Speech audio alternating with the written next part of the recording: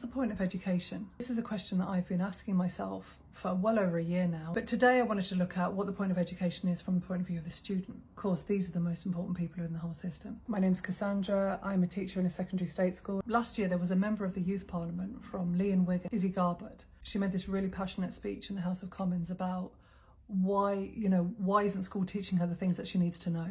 At the time it got loads of attention, it was picked up and it went viral, and it was a great speech, and I'll link it here somewhere. And that inspired me to ask my students what they thought the point of education was. And these were people who were fresh out of GCSEs and they were now into further education. So I asked them, I did a whole questionnaire about what they thought the point of education is. I have to say the results are pretty dispiriting. Let me give you a synopsis. Out of all the people who responded, 90% of them had sat GCSEs in that year or the year before, so in 2023 or 2022. Half of them had good attendance, which is over 90%. This is where things get interesting.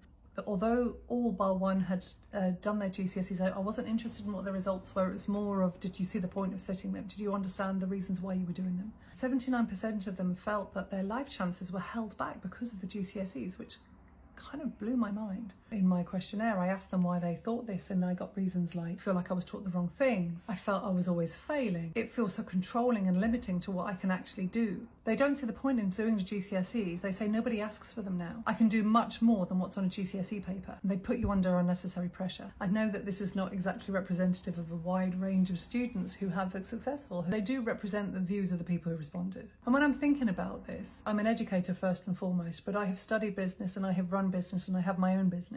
We're in a situation where the education system is behaving like Blockbuster and Netflix is on the scene. The most important stakeholder in this whole thing is a student, yeah? And they are voting with their feet. There was an article published just this morning about the rise of homeschooling. I'll tag that here too. There was an article in The Guardian in March about the rise of absenteeism. Absenteeism is a real problem, and the DfE's recognised this and asking schools to report their absence figures because the kids have stopped coming to school. The kids don't want it. The kids don't want this. People don't want Blockbusters, so they go elsewhere. Blockbuster folds.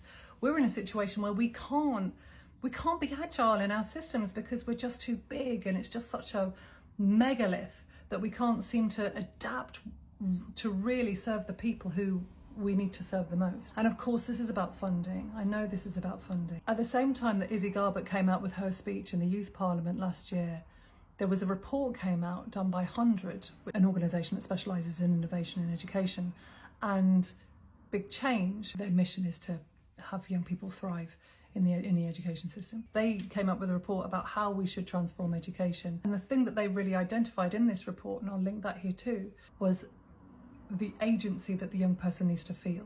The message that I get from students is that they want a system where they feel this sense of agency. They want to choose how they contribute to their own learning. They want responsibility and the authority to do that. I know that we have a system that is incredibly bloated and incredibly difficult to change, especially on a national level. Young people want agency, they want control over their time, they want to choose their contribution. It demands responsibility and authority from them because ultimately this is their life. And dignity, there's a dignity in it. There's a dignity in allowing people to do what they want to do. It allows us to treat them as human beings rather than cogs in a machine. If you introduce entrepreneurial skills, you are literally teaching them how to take control of their own destiny. You teach them how to have the confidence to do stuff. We don't need to undo a lot of the stuff that we're already doing. There's a lot of good reasons why we do what we do, but we do need to introduce something that is a far better fit than what we've got to do today. I feel like teaching young people entrepreneurship is like us introducing Netflix pre-pandemic. We're at peak Blockbusters in education just now. Unless we do something, then people are going to continue walking away.